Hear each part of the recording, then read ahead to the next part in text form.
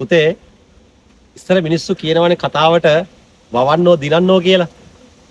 ඒ මිනිස්සු කිව්වේ නිකන් නෙමෙයි.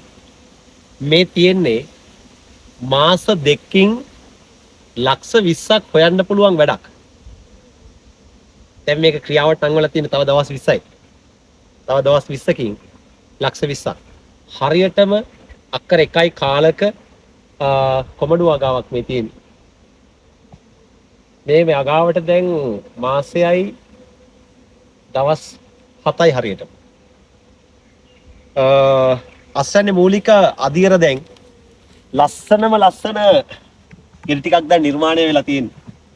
දවසින් දවස හැඩවෙන තල්ලත ෆාම් එකේ කොමඩුව ගාව. මං කියන්නේ බලන්න ඕන මේවා. මිනිස්සුන්ට බැහැයි කියලා දෙයක් නැහැ. මිනිස්සු කාර්ය බහුලයි කියලා දෙයක්වත් නැහැ. මිනිස්සුන්ගේ හිතේ තියෙනවා නම් උත්සාහය තියෙනවා නම් උනන්දුව තියෙනවා නම් කරන්න බැරි දෙයක් නෑ පුතා. එන්න. තල්ලත් ෆාම් එක බලන්න.